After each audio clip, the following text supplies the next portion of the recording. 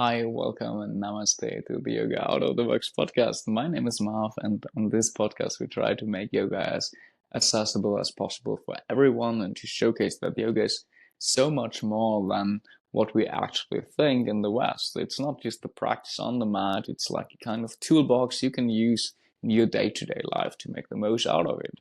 And yeah, I think even when I see the states of this podcast, there are a lot of people are interested in the topic of yoga and maybe already did like a yoga teacher training before, a 200-hour or already like a 300-hour teacher training.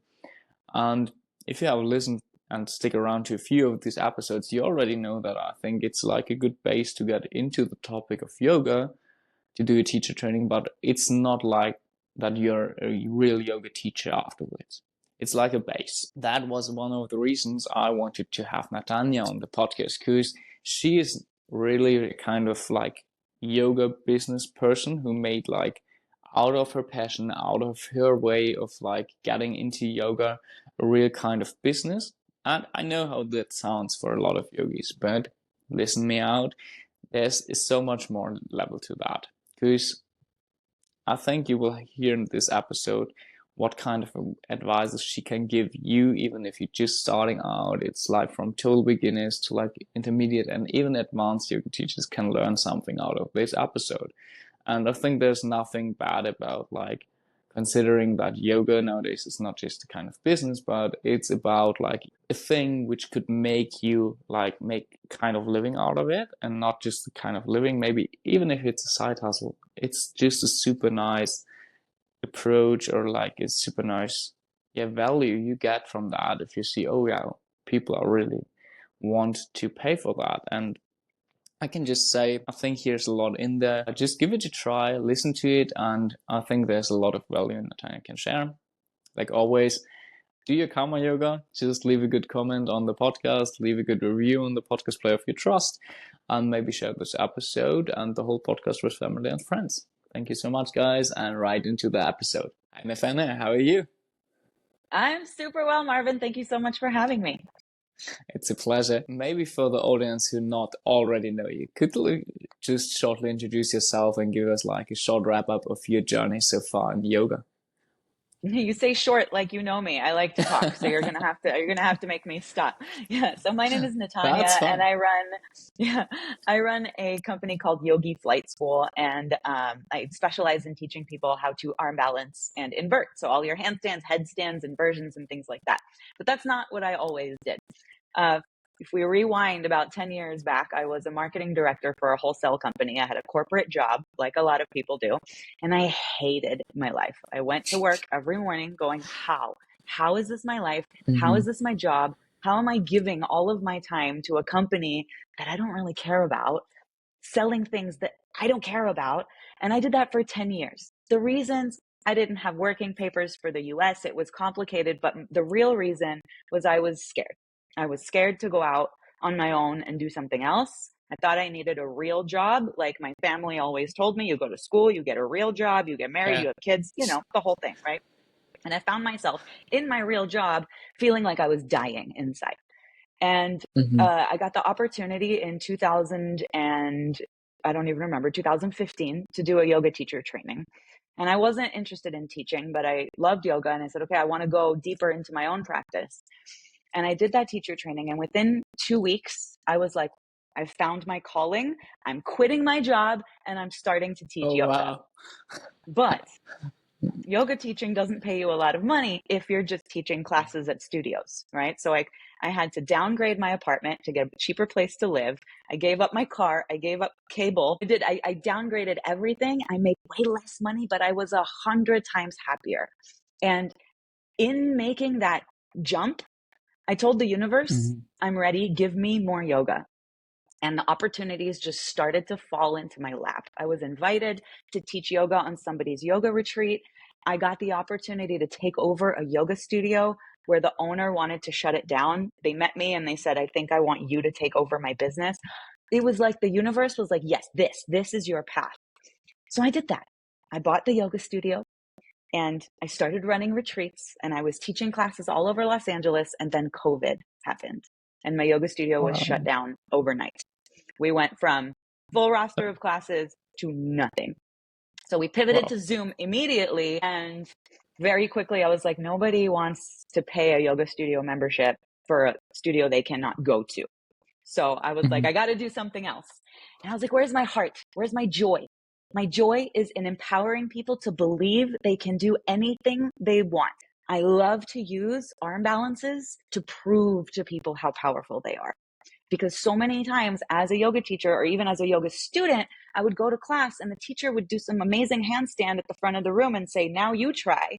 And I would be like, what do you mean you try? I can't do that. Right.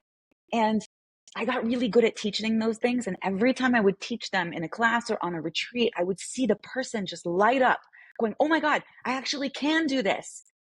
And I decided that's what I want to do. So I created a program all online during COVID to teach people how to break through their self-limiting beliefs and stand on their hands. Because when you finally nail that handstand or that Pincha Mayurasana or that crow pose, that confidence, it doesn't stay on your yoga mat. It comes with you everywhere.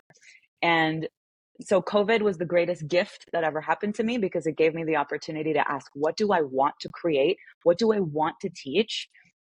And I got to let go of the yoga studio and all the things that I didn't want to be doing. That is, it's longer than you asked for, but that's my story in a nutshell. But that's And amazing.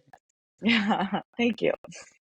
I think there's so much value in that. And there are so many points I want to hook in for sure. Because I Let's think, like go. we talked before, I think there's like, even for the audience of this podcast, what I saw is like, it's a lot of like beginner yoga teachers or people who are like, have at least the 200-hour teacher training. So I think let's take one step back because what you said before is like super interesting. I think a lot of people can relate to this situation of being like, in a job or in a situation where they are like pressured in from society and they have this feeling of, okay, I have to chase this kind of security. And don't get me wrong, of course, this has its value. And of course, there's a kind of standard you should like live up to. But I think this is like, for a lot of people, at least in our generation, something else if they want to be really more fulfilled in what they are doing. So I can imagine it's like super scary to take this step It out was of terrifying. Yeah. Because so you don't know. We don't know, right? It's the unknown. But mhm. that's like the beauty. And that's part of what yoga philosophy teaches us, right? Is can we be okay with not knowing? Can we be okay with just what is? And so many of us, we want security. We want to know. I want to know how I'm going to land. I want to know that I'm going to be okay. I want to know that I'm going to be able to have my rent at the end of the month. But magic is on the other side of that not knowing. Magic is on the other side of taking the leap of faith. And if we stay where we're comfortable and if we stay where we have all the answers, we stay kind of small. And the only way to expand is to be willing to be uncomfortable and to be with the I don't know, but I trust. Yeah. I trust. Right. And so and I love that about yoga because we use the physical asana practice to learn how to be uncomfortable. Who loves revolved triangle pose? Not me, but but we do these difficult, uncomfortable things on the mat so that when they happen in life, we can handle them. But it's terrifying. But I truly Yeah, believe for it's sure. the only way. Yeah. I really like this point, how you like make the relation between like the yoga philosophy and the asana part. Because I think this is often really missed up and a lot of people nowadays like, even if you're a yoga teacher, you begin in your yoga teacher career, you're just like practicing on the mat and you're not practicing outside the mat. And when you then make the first step, so I think it's super important that you remind the people to, okay, you can find this even in your practice, but take it out of the practice as well. Oh, wow. What got you first hooked so that you said, okay, there was a lot of things coming from the universe, like signs showing you, okay, this is the way. But what do you think first got you so hooked in your yoga teacher training that you said, okay, I did this 200 hours after 2 weeks, I want to quit really my job? I have to go back a little bit more because That's fine. it was an accident, right? This is how I wasn't actually planning to do a yoga teacher training, but I was going to yoga class every single day. That was my saving grace from the job that I hated, right? Before I went home every night, I stopped at the yoga studio and I did a class and then I went home just to like get my anger out. And one day the teacher didn't show up to class. And all of us are sitting there on the mat. We're waiting. And the front desk person comes in and says, guys, sorry, there was an emergency with the teacher. They're not coming. Class is canceled. And I said, whoa. What do you mean class is canceled? I need yoga right now, or I'm going to punch someone. Let's do some yoga. So I stood up and I said, can I, like, I'm going to stay here and I'm going to do my yoga, and I'm happy to take my mat to the front of the room. I'm not a teacher. I don't know what I'm teaching, but I'm just going to say out loud what I'm doing, and whoever wants to stay can stay. Half of the room left and the other half stayed. And I taught my first accidental yoga class. And I walked out of that class feeling like I was walking on clouds, like something inside me woke up. And I ignored it. I was like, okay, that was fun. 1 week later, it happens again. It happens again. It never happened. In my 6-7 years of yoga, never did the teacher not show up. And it happened 2 times in 1 week. And that second week, I started the class and they were able to get a sub to come in after 15 minutes and finish the class. But I got to teach 2 times in 1 week as a non-yoga teacher. And I was like, something is telling me something here. So then I signed up for the yoga teacher training, right? And within 2 weeks, that same, because we did a lot of practice teaching. And when I was standing there at the front of the room telling people, inhale, lift your leg, my entire body would just goosebumps, like full body goosebumps. And I was like, something was coming through me. Like I couldn't even explain it. And I was like, this is it. I feel it on my skin. I feel it in my bones. This is what I'm supposed to be doing. I don't know what it's going to, where it's going to take me, but it was like a full body yes, you know? And once I felt that, I couldn't ignore it. I think everybody who has teach has got this feeling of, even if you, like you said before, if you take out this step of your comfort zone and you really do something like this, for me, even teaching is nowadays like the same fulfilling like practicing, right? It's another way of like practicing your yoga. If you teach it to other people, sometimes it's like crazy, right? How the universe works, like in this kind of ways, but you have to be open for that and to listen to that, even if it's not that easy at the moment and not that clear. That's the key right there, is you have to listen and then take action, right? Because the universe, like, it doesn't matter what you believe in, God, the universe, nothing. Like we get messages all the time. Yeah, we get messages all the time. And most of us are really good at like, la, la, la, la, la. I'm not listening. This is my path. This is what I'm doing. But when we start to pay attention, it's wild. But it's so easy said than done, right? Because I think even nowadays we have like so much noises around us and so much like impressions from like society and people and family that we have to live up to certain kind of things, like you did before as well. But I think it's sometimes so hard to listen to your own inner voice, which is calling you maybe, oh wow, this could be your thing, right? Yeah, it's the hardest. So when you say now, like your whole kind of teaching changed and you like even got your way through the situation with having a yoga studio and then shutting this down in your career, I think even so, like a lot of people can relate to that if they start out as a yoga teacher, maybe teaching 1 class or 2 classes, and then you have to run around from fitness center to yoga studio. You have to try to make out a living of this. And I think this is like a super scary part. So how did you make this decision to like really downgrade? Because I think this needs like a lot of commitment for that. Yeah, it got to the point where like I had no choice. And I don't like to say I have no choice, because if we have one thing in this life, we have choice always. But most of us, unless you live in a country where they take away your choice, but most of us have choice. And if you listen to this podcast, yeah. So I don't like to say I have no choice, but really it was like, make this shift or continue hating your life. And I couldn't breathe anymore in that old life. Right. I was like, I have to, I get to, but it was really scary because I was looking at my finances and I was working as like, I had a really nice salary. I was a director of marketing, and I was like, I'm going to go make peanuts. But I had to look at like, what is my happiness worth? And do I trust, like I gave myself 6 months. I said, I'm going to put away enough money that I can pay my rent, just my rent, not my bills, not my electricity, not my car, just my rent for 3 months. I'm going to have that in a savings account because I know I can come up with money for my bills, right? Extra. but I didn't know that I could do my rent and my bills just from teaching yoga. So I said, I'm going to stay in my job.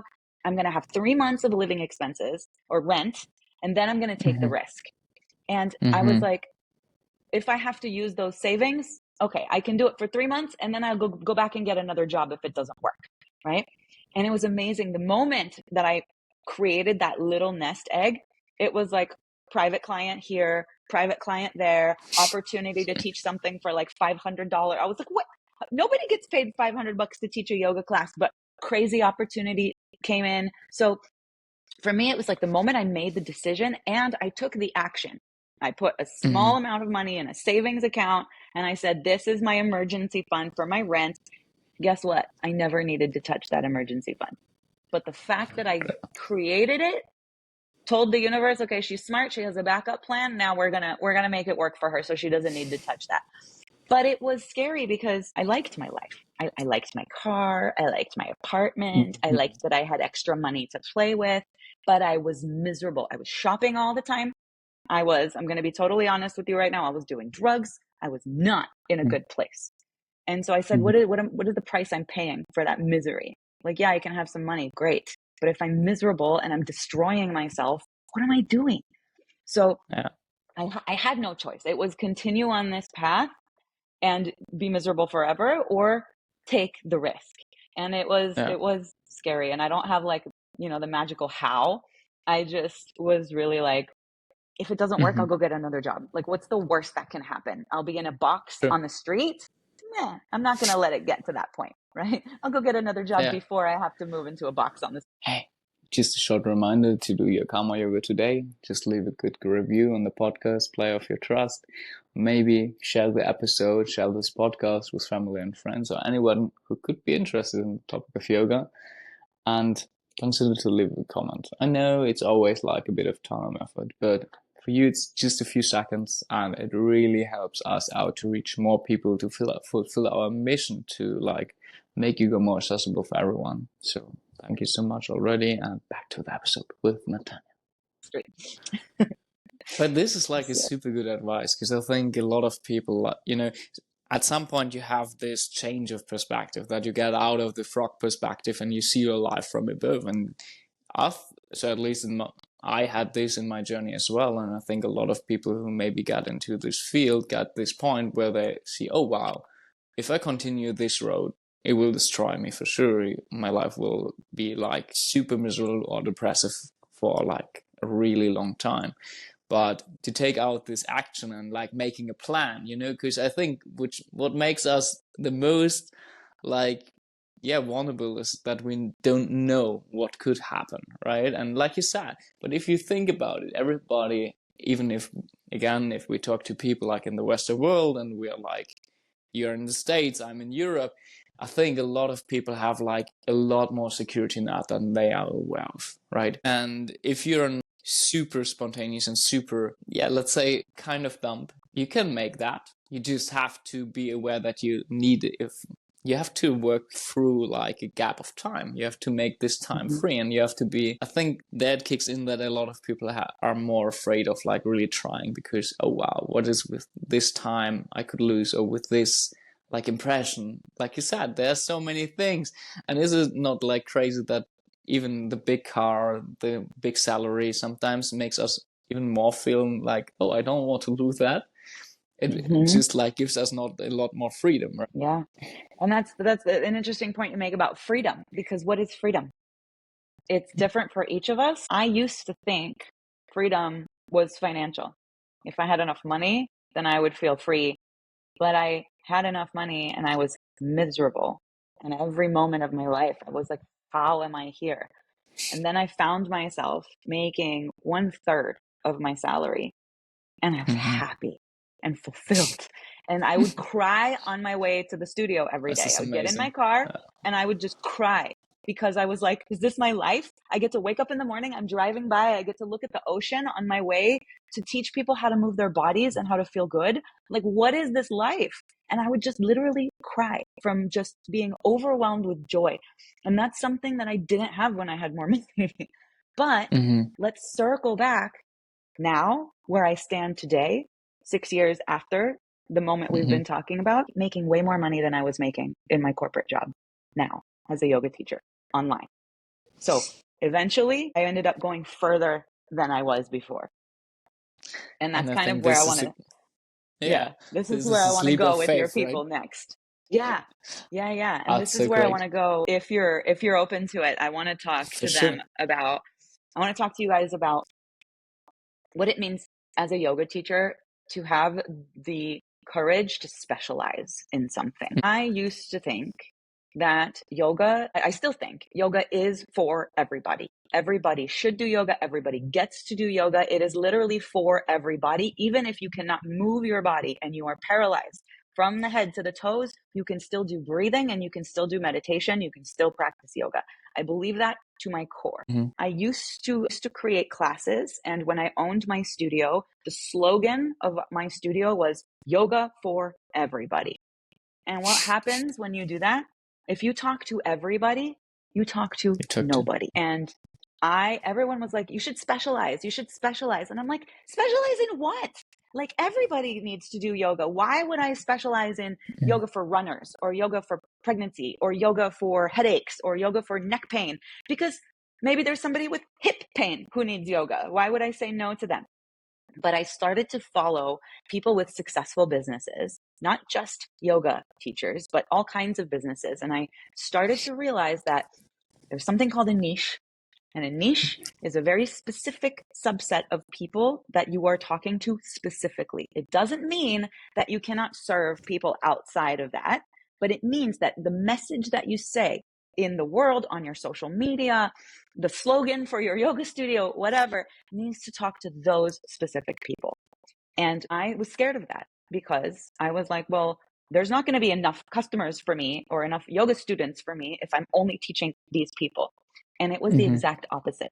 It was the exact opposite. The moment I said, I teach arm balances, I teach handstands, that's it. I became the person you go to when you want to learn that stuff. It Mm-hmm. doesn't mean I don't teach anything else. Of course, I have regular vinyasa classes. I teach, I teach meditation, I teach yin, I teach mindset. But the beacon, the flag I'm waving in the air is come to me for arm balances and inversions. You're going to get all the other stuff anyway. But this is how I say I am different than all the other yoga teachers. So if you're listening to this and it's like hitting something for you, just sit with, what are you most passionate about? What brought you to yoga? What made you Mm-hmm. stay with yoga? There's going to be something in there that is only yours.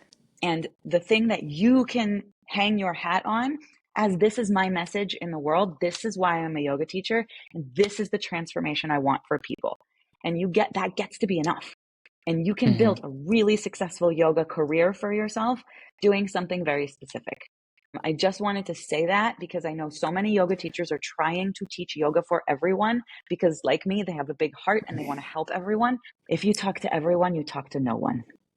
I think this is a super, super valuable point. Even if you're in the beginning of like starting out with teaching, I think everybody can relate to that you try to teach anything. And sometimes even, like you said, you try to get any opportunity you have, right? But I think what's really scary is exactly what you said, that you think, oh, I will miss so many opportunities. I will miss so many other people, right? And I want to do much more and I want to give them some parts of philosophy. But to first commit to, okay, this will be like my signature move, or this will be the thing I will be like specialized in or an expert, it's like super scary. And on the other hand, I think it's for a lot of people getting into the space of yoga or becoming a yoga teacher, they do it out of like a good heart or out of, oh, it feels so good for me and I want everybody to feel that. In the end, first of all, you have to serve yourself as well, and you have to make a living out of that if you want to do it like continuously. Yeah, I think that's a big piece is yoga teachers have huge hearts. A lot of us are not great with numbers.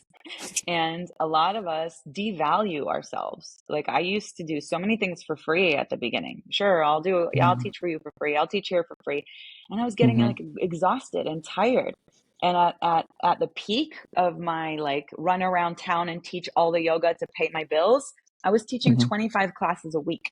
That's Oh five classes. wow. Yeah, that's 5 classes a day, Monday through Friday. I spent my Uh, life in the car going from studio to studio. My body was destroyed. I was just like falling apart after I did that for like almost 3 years. Even And it holding the just, space so often, like for so many people, it's like a lot of like even mentally work, right? yeah. And some people run careers, 30 years running around doing that. But I don't think it's sustainable. We don't do ourselves any service by doing that. So, of course, then you say, okay, private lessons can be a way to make more and work less. Hmm. But I really found that also expanding online and creating a course or a membership or a program to allow people to practice at home with you, like that has been something. I was not open to online yoga until COVID. I said, no, yoga is an Hmm. in-person thing. It doesn't work Yeah. online. It's not the same. There's not the energy. All of that is true. And there's a huge population of people who doesn't have time to go to an in-person yoga studio, or it doesn't feel comfortable doing that. And we can have such an impact and we can reach so many people when we kind of open up what yoga looks like and all the different ways that we can reach people. But yeah, the point about energy expenditure is like, be Mm-hmm. mindful with that, because the burnout is real and it doesn't have to be that way. I think that's a good point to remember as well. That even, I see a lot of like, even in the yoga community nowadays, even in the West, you have like a lot of boundaries which are created, and a lot of people are like, oh no, online it's not like real yoga, and this is not really, and this and that, and there's a lot of dogmatic in between. And I think in the end, like you said before, it's more like a toolkit, right? Yoga is like a toolkit, and everyone can choose whatever you would like, which is fitting for you. And I think, of course, there's place for in-person classes. There's for sure space for like retreats or like really experience nowadays, because people even after COVID would like to have this kind of like yoga teacher training and like come together as a community and have like real retreats. But on the other hand, like you said, there are so many people out there not having even done one class. Even in, if you remember back to classes you taught maybe with beginner level, some people can't even do like downward facing dog, right? So it needs a lot of like confidence to go into a studio and first start out with that. Yeah. Would Yeah. There's so much opportunity. And I think the most important thing as a teacher is to honor who you are and mm-hmm. honor what you want for your life. And I know for me, I had never asked myself, what do you want? It's like, what do you mean, what do I want? I want what my dad told me I'm supposed to want, right? Go to school, blah, blah, blah, blah. What do you mean, what do I Oh want? yeah. Right? But when you start Mm-hmm. to ask yourself, well, like, what do you want? Maybe you have kids and you want to be home in the afternoons when they get home from school. Maybe you, like, I don't know what your situation is, but what you want and how you want to design your life matters. And you get to, like, the beauty of yoga is there's so many different ways to approach it and so many different ways to reach people that you get to design your teaching career around your life, and you get to be authentic to who you are. My biggest problem at the beginning of my yoga teaching journey was, you can hear, if you can see me, you can see like the type of energy I have. I'm kind of sharp. I'm kind of, I'm not the quintessential Om Shanti yoga teacher. And I had a Mm-hmm. lot of problems with that because people were like, well, you're not very yoga. You talk fast, you drink coffee, where's the Yeah. calm yoga teacher? And I said, that's not who I am. Does it mean I cannot teach yoga? I'm a lot calmer on the mat, but also I felt the need to make myself smaller. I felt the Mm-hmm. need to put on my yoga teacher voice. Hi, everyone. Welcome to class. The yoga teacher voice. I felt myself faking it Yeah. because I wanted to be accepted by everyone in the yoga world. And I wanted to look like and sound like a yoga teacher. And what that did was a lack of authenticity. And my classes had like 2 people, 3 people, 4 people in them. And that was really demoralizing. I would spend all this time driving to the studio, preparing my classes, and no one would come. And another teacher had like 30 students in their class. So I was like, what's wrong with me? Right? Well, what was wrong with me is I was faking it. I was not being me. I was being what I thought people wanted from a yoga teacher. And Mm-hmm. it took the world shutting down for me to finally be myself. When we went on Zoom and there was nobody in the room with me and I was practicing, people were watching on the camera, right, on Zoom, but it was just Yeah. me in my studio. For some reason, that gave me permission to just be me. And I started making jokes. I That's so started like, incredible how this circle, yeah, how it gets back to that. Wow. Yeah. yeah, I started making jokes. I started saying inappropriate things. I like to curse a lot. I say the F word all the time. I just started being me when I was teaching. Mm. And now my weekly classes, every Saturday on Zoom, there's almost 200 people. So, Wow. like from 3, 4 to 200. Why? Because I said, this is me. You like it? Welcome. You don't like it? Goodbye. And I used Hmm. to not be able to say that. I used to say, oh, you don't like me? Let me change myself so that you like me. But that doesn't work. Hmm. So my words of advice are, who are you? What do you want? And don't Yeah. be afraid to be who you are, because your people will find you. And the people who Hmm. don't like you, they're not your people. So just let them go. It comes back to the point of like really finding your niche and really specifying on what makes you special, right? Because like you said, I think everybody knows these typical classes, and you Yeah. always feel it if there's like, I mean, if you do yoga and if you made the decision to become a yoga teacher, you did it out of a purpose. You did it out of something felt really good. And if you remember the most classes which felt really good, it's always the teacher which are super authentic, where you really feel a kind of spirit and connection. Nobody wants to have this super spiritual bypassing, right? Yeah. And I see this even in a lot of days, and even like a lot of yoga teacher trainings, I think, offer this kind of image that you have to be like this. And the people come out all the same, and it's hard to evolve your own style. Yeah. And so it's super interesting that you made like this out of COVID, which is like, for most people, it's the biggest challenge to like get calm in front of the camera and start doing that. The whole opposite Oh, is right for you. yeah. I was like, can I make people laugh through Zoom while they're Hmm. doing yoga? And if I can make people laugh, then they'll want to come back because it's miserable right now during COVID. So come to my class. Let's do yoga and laugh. And now That's a it's, unique I selling mean, point for sure. yeah, yeah. And, even now I judge myself a little bit. I'm like, Nat, really? Do you have to say the F word in yoga class? And now my students are like, Nat, you didn't say the F word today. Why not? So That's great. the people are like, where is the F bombs? Mm. So, Mm. you get to really accept that there's room for every one of us, and each Yeah, of us can carve our own path, but it does take some courage, and for sure. yeah, To take the and first it's step. okay. Yeah, yeah, to Yeah. take the first step and then the next step, because not everybody's gonna like you, right? Not everybody's gonna like you, and that's still hard Hmm. for me. Now, my work over the last couple of years has been growing my Instagram following, because I'm like, if I want my business to continue growing, because now it's not just me teaching yoga. Now I have like an actual business. I have a team. I have teachers that teach under me. I have coaches in my arm balance program. So I have people who depend on me for their salary now. So I'm like kind of playing a different game. And every time I still get nervous that, that I'm being judged, that people don't like me, that every time I put up a Instagram video and I'm like, oh my God, am I going to get haters? And Yeah. my business coach always tells me, he's like, wherever you go, there you are. New level, new devil. Like there's always going to be a point where you're in front of your fear. And there's always going to be Hmm. an invitation, step into the fear. So if anybody is listening to this going, okay, I just have to take this one step and then my fear will go away. Sorry, not going to Mm-mm. happen. Every new step will have a new fear. And that's the beauty of the journey, is we just get to keep growing. For sure. And again, it's like what we get taught in yoga, right? That you have always to go through all of this emotion. There will be always this kind of tiny bit of suffering, and you have to honor it.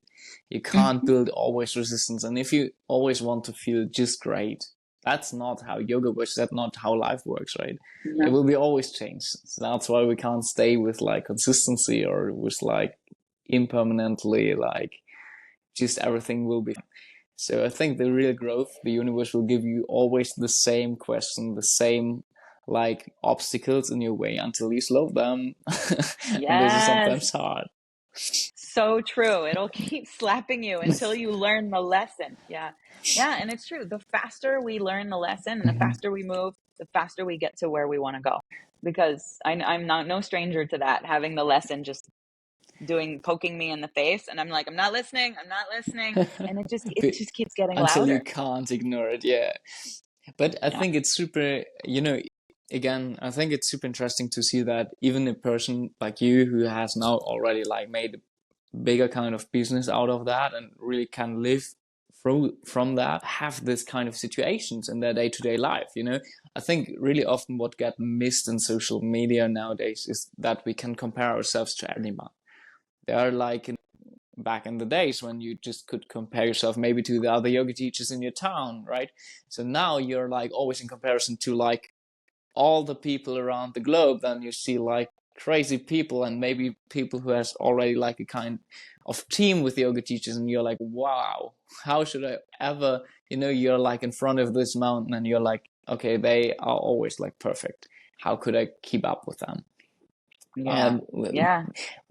Given advice for people now trying to make their way into the kind of like starting teaching yoga? Of course, you said they should specialize, they should find their authenticity, but is there something you would have changed in your way, or something you would say, okay, maybe I would do this like a kind of different this time if I had to start again?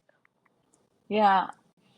I don't know that I would have done anything differently. I think like the journey unfolded for me the way it was supposed to, and like definitely say yes like to everything that comes at the Mm-hmm. beginning, because we can Mm-hmm. pick and choose, right? We can be like, okay, I want to be a yoga teacher and I got my teacher training, but I want to teach only at 10 o'clock, only on Tuesdays, only at this place, only over here. That's not how it works. Like you No. get to a point where you can do that, but at the beginning it's yes to everything, because as you say yes to everything, you will discover what lights you up and what does not. And very quickly, by saying yes to everything, you're going to be able to start saying no. And when you get to a place where you have enough opportunity in front of you that you're like, I don't actually want to do that one, but I do want to do this one, that will only come from saying yes to everything. And I know a lot of people are scared to say yes because, oh my God, what if I don't say it right? What if someone gets hurt? What if they're mixed levels and I don't know how to teach to mixed levels? What if there's not enough props? What if I get it wrong? What if I'm not loud enough? What if? And then we say Mm-hmm. no because of our fear. And then 6 months later, we're still here going, why am I not teaching any yoga classes? So you get to just say yes to everything that comes. And you get to say yes to the universe before you say yes to the opportunities. Because at the beginning, there's not a line of people waiting for you. Yay, congratulations, you got your teacher training. Can I give you a job? There's not people waiting for you. You Mm-hmm. have to say, I am here. You want me? I'm here. So what I did as soon as I graduated my teacher training is I created a yoga resume. I went on, there was no Canva back then. I used Photoshop, but you can go on Canva now and put Nowadays your it's little so picture. easy. Yeah. Yeah, put your little picture, put where you did your training, some information about yourself, what makes you different, what you like to do in your free time. And I printed like 30 copies of that resume. And I drove to every yoga studio within a few kilometers radius of my house. And I tried to take the class of the owner of the studio to so they could see my practice, then so I could introduce myself and give them my resume. And I dedicated like 10 days to just taking as many yoga studio owners classes as I could and hand delivering my resume to these studios so they could see my face. Everybody sends emails. You guys need teachers? Here's my resume. Get your ass to their studio and introduce yourself in Mm-hmm. person. That made such a difference, because then they were like, oh yeah, I need a sub. Oh, this girl walked in the other day. I think her resume is here on my desk, right? And I started to get calls like that. So that was me telling the universe, I don't know how I'm going to get a job, but I just put my name on all these people's desks. And sure enough, calls started to come in. So, and then I said yes to everything until I could start to choose what I wanted to do. Mm-hmm. So if you got certified to teach and you are waiting for the opportunity, but you have not put yourself out there in any way, ask yourself, what can I do to put myself out there? How can I let the universe know that I'm a yes for this, right? And that it's just energy, right? And sometimes we're scared. We're okay, I'm going to create a website. Now I have this website, but I'm not going to post it anywhere because, oh my God, If what it if will somebody be sees ever my website? finished. Yes. So it's like, you got to put yourself out there, right? Because having a beautiful website is useless if you're not sending people to it. So put yourself out there. tell universe, yes, Mm. I'm doing this, and then the opportunities will come. But otherwise, nobody knows that you're there. So I don't know if that That's answers your question. this But is a great advice. No, like I think even what a lot of people need to hear in the beginning, because I think again the people are most of the time it's a kind of you build your own comfort zone. Even if you did this and you maybe reached out to one or two on Instagram, it's still easy. But like you said, you're like one of a lot of people. And if you really want something, and this sticks out for me in your story, you always did the real step. It's not like, okay, I know a lot of people like in the startup scene in Berlin, and a lot of people starting out with, oh, I build like a website, I start with this, or I do this, and first I get like no, fuck, there's one step you have to do if you really want to make it work. And what sticks out for me is like it's a kind of self-discovery on the way, right? Because just if you really do this, you see, oh, okay, this doesn't work. Maybe the first 5 people you talk to and you give your resume say, oh, no, I don't need one. Okay. So maybe you have to approach them differently, or you have to find another way, but you will never know if you just build like a website for half a year or 1 year and then maybe publish it, but it's just a website and the 10,000 other websites. yeah, exactly. And like we have a tendency to do the easy actions that allow us to continue hiding. I'm going to work on my logo for 3 months. I'm going to work on my logo. I'm working on it, I promise. And who cares about a logo? I ran my entire business. I think we got my current business to 6 figures before I even had a logo. Nobody cares about a logo. But that's the kind of stuff that we waste time on because it's comfortable. Mm-hmm. I'm working on my business. I swear. Here's my logo. Yeah. But what I wanted to say is like, even yes, I took the step of going to yoga studios and giving my resume, but it doesn't even have to be that big of a step. The other thing that I did when I got my teacher training, I posted on Facebook publicly, not just to my friends, but I opened up my page and I said, public universe, listen, I'm now teaching yoga. I want to teach yoga for a living. If you're in need of a yoga teacher, hit me up. And I shit you not, 3 days later, I had done a bodybuilding competition a few years before. And the woman that I had hired to be my trainer for my bodybuilding competition, she messages me out of nowhere. She said, I started running wellness retreats and I'm looking for a yoga teacher to come with me to Bali and teach my students for a week. I'll pay for everything. Do you want to come? I'm sorry, what? Amazing. She saw my How does Facebook that work? post. She saw my Facebook post. So because I said it, if I didn't say it, if I was like, oh my God, I'm a yoga teacher, but I'm too scared because what if I'm not good enough? And what if then I would not have been invited to Bali. And me going to Bali and teaching for her set me on a trajectory to create my own retreats. And now I do 4 retreats every year. So it's like, there's always little breadcrumbs, right? But you get to just, I'm here, say it out loud. The other opportunity was I told everybody I knew. I was like, guys, I'm a yoga teacher now. Did I tell you? Do you know I'm a yoga teacher? They're like, are you teaching? Oh, but I'm a yoga teacher. And by telling everyone, one day I got a call from a friend. He said, hey, he was a personal trainer at the gym. And he goes, one of my clients wants a yoga teacher to go to her house 3 times a week for a private lesson. She wants to pay cash, $150 an hour. I'm sorry, what? Yes, please. And that's it. And that one woman was my client for 4 years. Like, Amazing. just talk about it. Yeah. Just say it.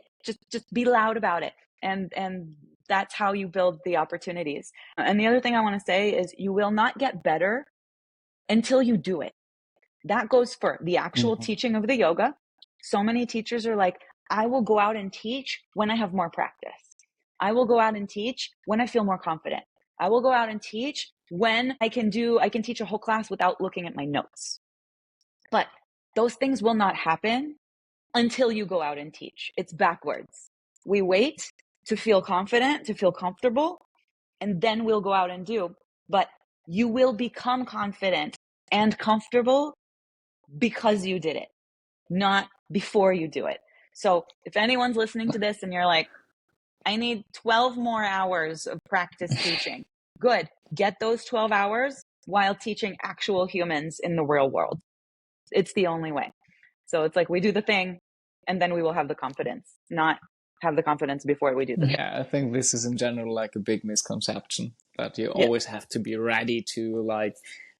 Nobody's ready. There will never Nobody be. is ready. Right? Yeah. This is amazing. So maybe one more thing, because I think it's like rare to have the opportunity to talk somebody in this kind of business opportunity and see like I said before, a lot of people even maybe have like a bad kind of mindset about like making money out of teaching yoga, or being like seeing as is at a kind of business. And I think it's like, again, it's a change of perspective, right? Because if you can provide like a good solution for a lot of people, there will be always a market and people who want to pay for that. And on the other hand, you can reach so many more people like you did now with like over 100,000 followers for your school, and you give them like the impression that they can just like, maybe some people start out of nothing just because they want to start with handstands, right? And they see, oh wow, there's so much more to yoga than just that.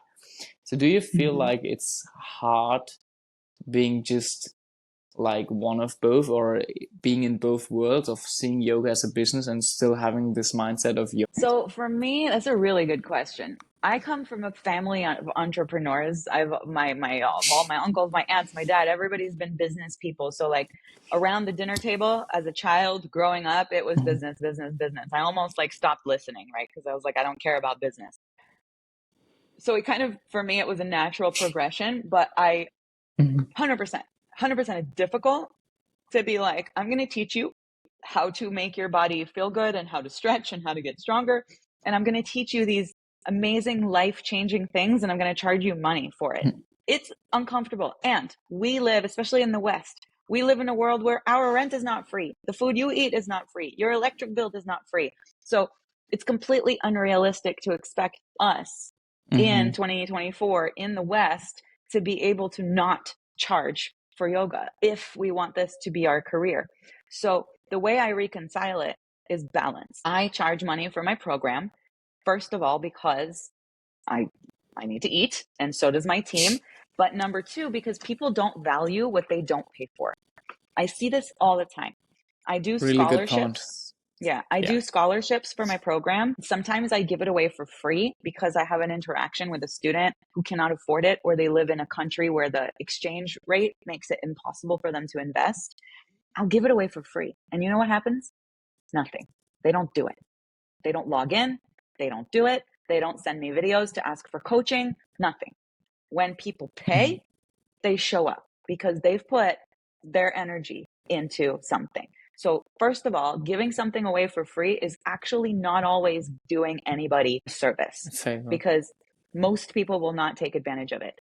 Every so often you have someone who genuinely cannot afford it and genuinely is so grateful and does it. And in those cases, it's a win, right? But it's rare that someone will take something for free and really value it. On the flip side, I 100% believe in leading with generosity. I believe in giving before taking. So anytime you come into my world, you will be offered a free training where you can, a free masterclass. I have an hour and a half arm balance masterclass where I teach my entire philosophy and my entire methodology for free. And then if people want to learn more, they can buy the program. But just with the free class, they're going to get further with their arm balances than they have in years, right? Then we do live free trainings where I invite people to join me on Zoom for free. And at the end, I invite them to pay for my program if they want more. I have free content on YouTube and I have free content on Instagram. So I always give. Every single day, I have one video that goes out with some kind of valuable information for free. But if you want access to me, if you want to be able to email me and ask me a question, if you want me to look at your practice and coach you, you have to pay for that. Right? So balance, right? You can be generous. You can lead with your heart. You can do stuff for free if it is part of your strategy to get into your paid stuff. Otherwise, you are going to burn yourself out. You're going to give, give, give, give. And with nothing coming back, you become resentful. And then you need to get another job to pay your rent, which you shouldn't have to do that, right? So it is hard to ask people for money. It's my least favorite part out of what I do is selling. And everybody sells all the time, every day. You sell, like if you want to go to dinner at a specific restaurant with your spouse, you're selling that to them as an idea, right? So we're constantly selling each other into things. And it gets to be something that is acceptable. And you can also be generous. Like I'll never try to get somebody to buy my program until I've given them something for free. because it just feels like a nice exchange. No, I think this is like absolutely reasonable. So if we take a short look into the future, are there any kind of trends or anything you would see in this whole yoga movement, which was growing so fast, even like I think in the last 3 years and even through COVID, it was like exploding the online space, of course. But what do you see like in the next 5 to 10 years in all of the yoga community changing? I have no idea. Honestly, I've had my head under a rock Yeah. growing my own yoga school and being like, oh my God, I have all these students now I need to take care of. I've had like blinders on. I'm not looking at what's going on in the yoga world. But I mean, I would like to say that, well, one trend that I'm noticing that has nothing to do with like the growth of the yoga industry, but it has to do with how we're approaching yoga, is I see a movement away from dogma and a movement towards individualized thinking and critical thinking. And that makes me very happy, because don't let your knee go over your ankle in Warrior 2 or you will hurt yourself makes me crazy. Because has anybody ever gone up and down the stairs? Your knee goes over your ankle up and down the stairs all the time. If we say like you can't move your arm in this direction or you're going to hurt yourself, we do that in the gym all the time. Why are we going to hurt ourselves in yoga, but we're not going to hurt ourselves in the gym? There's a lot of stuff in yoga that doesn't make sense from an anatomical perspective and from a movement science perspective. Stuff that we've been regurgitating for 100 years because Krishnamacharya said it, or Patabi Joyce said it, or Iyengar said it, and now we're passing it down like it's the ultimate truth. And I'm loving seeing more science-based yoga teachers that are actually looking for research to support the cues that they're giving, so that we're moving towards a deeper understanding of how the body works, rather than just scaring people into practicing a certain way because be careful, you're going to hurt yourself. So that's a trend that I'm seeing, or maybe I'm dreaming about that trend, but the people around me seem to be moving in that direction, which I love, because dogma, I don't like dogma. I think we all should be critical thinking. And I always encourage the teachers that I train, I always encourage them, like, if it doesn't make sense to you, ask why. And if the teacher cannot tell you why, then question it, because we shouldn't just be like giving cues and we don't know why, right? So that's a trend. And then as far as like the practice goes, I don't know. I would like to believe that we are heading to more and more people practicing yoga, but I don't know if that's true. And I don't know how to find that out. But I think this was my weakest answer so far out of all your questions. No. I think that's absolutely fine. I think, even again, make the red line throughout the whole interview.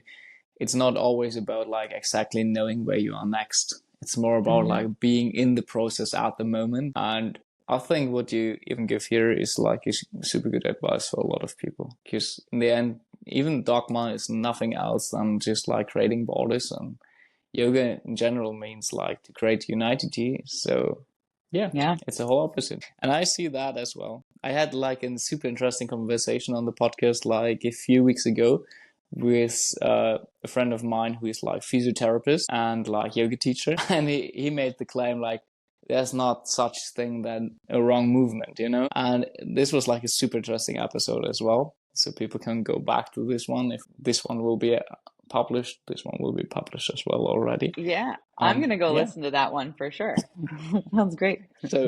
So thank you so much for this conversation. I think there was so much in there. If people now would like to know more about your stuff you're doing, I will link everything you give me below in the episode description. Do you have anything how people could like interact with you, or how they could, what is the best piece of thing you can give them in the first? Yeah, if you want to reach out, you can find me on Instagram at Yogi Flight School, or you can go to yogiflightschool.com. My email is on the website, and feel free to reach out about anything regarding this episode. I'd be happy to chat and share ideas and help encourage you along the way. We're all in this together. I'm pretty sure now a lot of people I have like super pumped out. So you took your promise like seriously. I think there was a lot of motivation in there. So thank you so much, and hope to hear you soon. Thank you so much. Really, thank you. And we're out again. I really enjoyed this conversation because it's like the whole mission of this podcast. It's bringing yoga from just one kind of dogma and perspective out and see it from different kind of perspectives. And I think even if this is like a kind of business way to see yoga, that's even a way to see it, and it's a part of it, and we have to be aware of anything, and we have to be aware of how it works, and I think to make the most out of it for us and for everyone. And yeah, I hope you could take something out of this episode. Thanks guys for sticking around so long and like for listening until here. You know, I really highly appreciate each and every one of you for like listening to the podcast, for like following around, and I'm just super grateful for that. Thank you so much guys. Have a great week and take something out of this for your journey.